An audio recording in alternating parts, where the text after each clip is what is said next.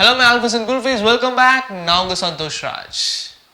நம்மளுடைய ஃப்ரெண்டுக்கு or else நம்மளை சுற்றி இருக்க யாராவது ஒருத்தவங்களுக்கு திடீர்னு ஒரு நல்ல விஷயம் நடந்துட்டா நம்ம வாயிலிருந்து வர முதல் வார்த்தை என்னன்னா அவனுக்கு லக் அடிச்சிருச்சுப்பா, அதனால தான் அந்த விஷயம் நடந்துச்சு அப்படின்னு சொல்லுவோம் இல்லையா?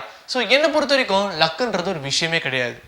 ஏன் அப்படின்னா luck is a result which you put all your efforts in the past. அதாவது உங்களுடைய கடந்த காலத்தில் நீங்கள் போட்ட எஃபர்ட், நீங்கள் எடுத்த ஸ்டெப்ஸோட ரிசல்ட்ஸ் தான் லக்குன்னு நான் சொல்லுவேன். அதாவது அந்த ரிசல்ட்ஸ், அந்த எஃபர்ட்ஸ் எல்லாமே ஒரே நாளில் வந்து எக்ஸிக்யூட் ஆகும்போது தான் அது லக்காக மாறுது. சிம்பிளாக சொல்லணும்னா ஓவர் நைட் சக்ஸஸ்ன்னு சொல்லுவாங்க தெரியுமா, இதுதான். ஸோ வாங்க உங்களுடைய ஓன் லக்கை நீங்கள் எப்படி கிரியேட் பண்ணுறதுன்னு பார்ப்போம். ஸோ அதுக்கு முன்னாடி நம்ம ஆல்ஃபா தமிழ் சேனலுக்கு like, share, subscribe and comment பண்ணிடுங்க. பெல் ஐக்கன் கிளிக் பண்ண மறந்துடாதீங்க. பிகாஸ் நான் பண்ணுற வீடியோஸ் உடனுக்குடனே உங்களுக்கு வந்து ரீச் ஆகிடும். ஃபர்ஸ்ட் பாயிண்ட் என்னன்னா, கான்ஃபரன்சஸ்லாம் அட்டன் பண்ணுங்க. என்னென்ன கான்ஃபரன்சஸ் புதுசாக சொல்கிறேன்னு கேட்குறீங்களா? சிம்பிள், உங்களை சுற்றி நடக்கிற என்னென்ன கான்ஃபரன்சஸ்ன்னு எல்லாமே பாருங்கள். அதாவது ஒரு காலேஜில் நிறைய கான்ஃபரன்சஸ் நடக்கும்ல, ஒரு ஈவெண்ட் கான்ஃபரன்ஸாக இருக்கட்டும், ஒரு பிஸ்னஸ் கான்ஃபரன்ஸாக இருக்கட்டும், ஏகப்பட்ட டைப்பில் வெரி காலேஜஸில் நிறைய கான்ஃபரன்சஸ்லாம் நடக்கும், நிறைய மீட்டிங்ஸ் நடக்கும், நிறைய ஈவெண்ட்ஸ் நடக்கும். ஸோ அந்த மாதிரி ஈவெண்ட்ஸ் எல்லாத்துலேயுமே நீங்கள் பார்ட்டிசிபேட் பண்ணணும். ஸோ எதுக்காக இந்த மாதிரி கான்ஃபரன்சஸில் பார்ட்டிசிபேட் பண்ணணும்? ஏன் அப்படின்னா, நீங்கள் கான்ஃபரன்ஸில் பார்ட்டிசிபேட் பண்ணும்போது புதுசாக அந்த கான்ஃபரன்ஸில் பேசுவாங்க, நிறைய விஷயங்கள் பப்ளிஷ் பண்ணுவாங்க. ஸோ அந்த செகண்டில் உங்களுக்கு நிறைய நாலேஜ் கிடைக்கும். ஸோ அந்த நாலேஜ் தான் உங்களுக்கான மிகப்பெரிய இன்வெஸ்ட்மெண்ட். ஸோ அந்த இன்வெஸ்ட்மெண்ட் தான் உங்களுடைய லக்கை கிரியேட் பண்ண போகுது.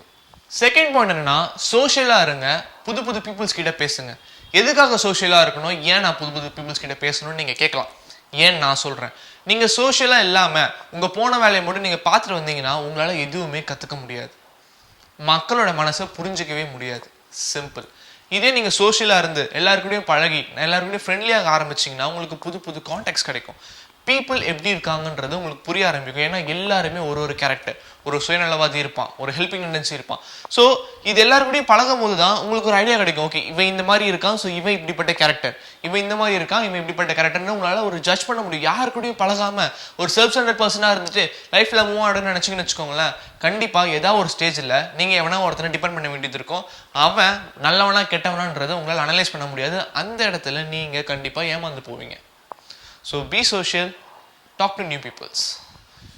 செகண்ட் ஸ்டெப் என்னன்னா, இமேஜின் அ சக்ஸஸ் ஸ்டெப்ஸ். அதாவது என்னன்னா, ஒரு மிகப்பெரிய சக்ஸஸை வந்து டார்கெட்டாக வச்சுக்கணும். ஸோ அதுக்கு நீங்கள் சின்ன படிக்கட்டுகளாக ஒன்றா போகணும். அந்த டார்கெட் அச்சீவ் பண்ணுறதுக்கு ஒரு டாஸ்க்ஸாக நீங்கள் கம்ப்ளீட் பண்ணிட்டு வரணும். ஸோ கம்ப்ளீட் பண்ணிட்டு வரும்போது என்ன ஆகும், ஸ்லோ ப்ராக்ரஸாக இருந்தாலும் பரவாயில்ல, பட் நீங்கள் மூவ் ஆன் ஆகுறீங்க, ஒரே இடத்துல இல்லை. அதுவே மிகப்பெரிய இம்ப்ரூவ்மெண்ட் தான். ஸோ அதனால் சக்ஸஸ் வச்சுக்கோங்க, ஒரு இமேஜின் கிரியேட் பண்ணிக்கோங்க. ஓகே, நான் சக்ஸஸ் ஆனால் இப்படி தான் இருப்பேன். ஸோ அதுக்கு என்னென்னலாம் பண்ணணும்னு டார்கெட் வச்சுக்கோங்க. அது ஒன்றா கம்ப்ளீட் பண்ணிட்டு வாங்க. ஃபிஃப்த் பாயிண்ட் என்னன்னா, this is a very important point. மக்களை புரிஞ்சுக்க ட்ரை பண்ணுங்க. ஏன் எதுக்குன்னு அனலைஸ் பண்ணுங்க. எல்லாருமே ஒரு நாளைக்கு ஒரு ப்ராப்ளம் ஃபேஸ் பண்ணிட்டு தான் இருக்காங்க. யாருமே நிம்மதியால், ஒருத்தனுக்கு மணி பிரச்சனை, ஒருத்தனுக்கு உடம்பு சரியில்லைன்றது பிரச்சனை, ஒருத்தனுக்கு கேர்ள் ஃப்ரெண்டால் பிரச்சனை, ஒருத்தனுக்கு நிறைய விஷயங்கள்ல எல்லாருமே பிரச்சனை இருந்துக்கிட்டே தான் இருக்குது. நிம்மதியான மனுஷன்றவன் எவனுமே இல்லை. Problems are there always. So இப்போ திடீர்னு ஒருத்தனுக்கு நீங்கள் ஹாய் சொல்கிறீங்க, அவன் டப்புனு மூஞ்சி காமிச்சிட்டு போகிறான்னா நீங்கள் உடனே அவனை பற்றி தப்பாக எடுத்துடக்கூடாது. ஏன்னா அவன் மூஞ்சி காமிச்சிட்டு போகிறான், கேவலமான மனுஷனாக இருக்கானே அப்படின்னு நீங்கள் யோசிக்கலாம். பட் நீங்கள் ஒரு செகண்ட் அவன் பெர்ஸ்பெக்டிவ்லேருந்து யோசிச்சு பார்க்கணும். அவன் ஏகப்பட்ட ப்ராப்ளம்ஸ் ஃபேஸ் பண்ணிட்டு வந்திருக்கலாம்ல, நல்லவனாகவே இருக்கலாம். அந்த செகண்டில் அவனுக்கு ஏகப்பட்ட டென்ஷன் இருந்திருக்கும். அந்த டைமில் உங்களை மதிக்காமல் போனனால அவன் டோட்டலாகவே ஒரு தப்பான பர்சன்ட் நீங்கள் போர்ட்ரே பண்ணிட முடியாதுல்ல. ஸோ அவனோட பெர்ஸ்பெக்டிவ்லேருந்து யோசிச்சு ஒரு செகண்ட் சான்ஸ் கொடுக்கலாம். ரெண்டாவது தடவையும் அதே மாதிரி அவன் நடந்துக்கிட்டான்னா நீங்கள் சொல்கிற மாதிரி அவன் ஒரு பேட் பர்சன், ஒரு மேனரிசம் இல்லாத பர்சன் சொல்லிட்டு நீங்கள் ஜட்ஜ் பண்ணலாம். ஸோ அதனால் மக்கள் மனசை நல்லா புரிஞ்சு வச்சுக்கோங்க. It's very important. Sixth point என்னென்னா, எல்லாருக்குமே ஒரு கோல் இருக்கணும். கோல் இல்லாதவன் மனுஷனே கிடையாது. சிம்பிள். கோல் இல்லாதவன் ஒரு பொம்மை தான் சொல்லலாம், ஒரு மிஷின். டெய்லியும் காலையில் எழுந்திரிப்பான், சாப்பிடுவான், வேலைக்கு போவான், தூங்குவான், சாப்பிடுவான். இதே தான் ஒரு ரொட்டீன் லைஃபாக போயிட்டு இருக்கும். பட் ஒரு கோல் இருக்க மனுஷனுக்கு அவன் லைஃபே வேறு மாதிரி இருக்கும். அவன் ஒரு நாள் உதயமுமே வேறு லெவலில் இருக்கும். ஏன் அப்படின்னு சொல்ல போனால், அவனுக்கு ஒரு டார்கெட் இருக்குது. ஃபார் எக்ஸாம்பிள், நான் ஒரு மிடில் கிளாஸ் பையன். ஸோ இப்போ நான் வெளியே எங்கேயா போகணுன்னா ஒரு கிளாஸான ரேஞ்சான ஒரு பெர்ஸ்பெக்டிவ், ஒரு பர்சனாலிட்டியாக இருக்கணும்னு எனக்கு ஆசை.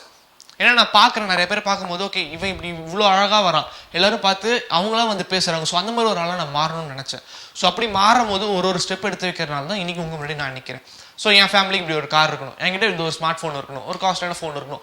ஸோ இது எல்லாமே வந்து ஒரு ஸ்டேட்டஸ் ஐகான்ஸ். ஸோ இந்த ஸ்டேட்டஸ் ஐகான்ஸ்லாம் என்கிட்ட இருக்கும் போது I will be portrayed as a different personality இந்த சொசைட்டி. ஸோ அந்த மாதிரி எனக்கு ஒரு சின்ன கோல் இருந்துச்சு. ஸோ அந்த கோல் இப்போதைக்கு ஒரு நான் ஃபிக்ஸ் பண்ண ரேஞ்சை அச்சீவ் பண்ணிட்டேன். ஸோ இப்போ அடுத்த லெவலுக்கு நான் அந்த கோலை மூவ் ஆன் பண்ணியிருக்கேன். ஸோ அதுக்கேற்ற மாதிரி இப்போ என்னோட ஹார்ட் ஒர்க் போட போகிறேன். ஸோ இதுதான் இந்த மாதிரி ஒரு சின்ன சின்ன கோல்ஸாக வச்சுருக்கணும். ப்ளஸ் மெயின் கோல்ன்றது ஒரு மிக பெருசு, அது கம்பல்சரியாக அங்கே இருக்கணும், அதை நோக்கி போயிட்டே இருக்கணும். ஸோ அதோட இது ஒரு ஆட் ஆனாக இருக்கணும், ஒரு போனஸ் கோல்ஸாக இருக்குன்னு வச்சுக்கோங்களேன். 7th பாயிண்ட் என்னன்னா contacts, networking is very important.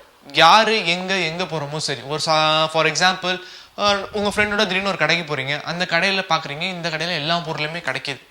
அந்த டைமில் நீங்கள் என்ன பண்ணணும், அவன் கான்டாக்ட் நம்பரோ இல்லை அவன் பிஸ்னஸ் கார்டோ நீங்கள் வாங்கி வச்சுக்கணும். உங்களுக்கு அந்த டைமில் அவங்ககிட்ட இந்த தேவையும் இருக்காது, பட் ஃப்யூச்சரில் ஒரு நாள் தேவைப்படும். அந்த டைமில் உங்கள் ஃப்ரெண்ட் அவைலபிளாக இல்லைனா அந்த கடை எங்கே இருக்கணும்னு தெரியாது, உங்களுக்கு எல்லாமே மறந்தும் போயிருக்கும் ஒரு லாங் டைமுக்கு அப்புறமா. ஸோ அதனால யாரை பார்க்குறீங்களோ, ஒரு இம்பார்ட்டண்டான பர்சனோ, ஒரு உங்களுக்கு தேவையான கடையோ, ஏதாவது ஒன் டைம் நீங்கள் விசிட் பண்ணாலுமே சரி, பிஸ்னஸ் கார்ட்ஸை கலெக்ட் பண்ணி வச்சுக்கோங்க, அதை சேவ் பண்ணி வச்சுக்கோங்க. எப்போ எது எங்கே யூஸ் ஆகுனே தெரியாது. So it is very important to collect all the business cards where you go. And அந்த கடைக்காரங்க கிட்டவும் சரி, ஒரு நியூ பீப்புள்ஸாக இருக்கட்டும் சரி, ஒரு ரெக்கார்ட் கிரியேட் பண்ணிக்கணும், ஒரு நல்ல ரிலேஷன்ஷிப் ஸ்டார்ட் பண்ணிட்டீங்கன்னு வச்சுக்கோங்களேன். அவங்க மூலமாகவும் நிறைய பிஸ்னஸ் கிடைக்கலாம், நிறைய ஃப்ரெண்ட்ஷிப் கிடைக்கலாம், நிறைய ஹெல்ப்ஸ் கிடைக்கலாம், ஏகப்பட்ட பெனிஃபிட்ஸ் இருக்குது. 9th பாயிண்ட் என்னன்னா, தோல்விகளை அக்செப்ட் பண்ண கற்றுக்கணும். நீங்கள் எந்த விஷயம் எடுத்துட்டாலுமே சரி, நம்ம நிறைய பேர் சரி வாழ்க்கையில் நிறைய தோல்விகள் ஃபேஸ் பண்ணோன்னே அந்த விஷயத்தை விட்டு கொடுத்துட்றோம். விட்டு கொடுக்காம அது இன்னொருத்தர ட்ரை பண்ணி வந்தவன் தான் வாழ்க்கையில் சாதிச்சவன் எல்லாருமே. Winner is just a loser who tried one more டைம்னு சொல்லுவாங்க.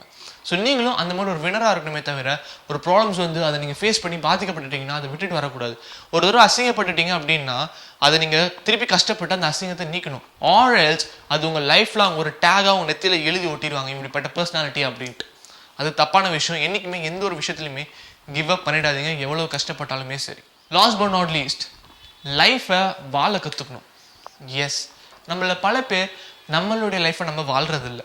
சிம்பிளாக சொல்லணும்னா, ஸ்டூடெண்ட் ஆஃப் த இயர் 2 படம் பார்த்தீங்கன்னா உங்களுக்கு தெரியும்.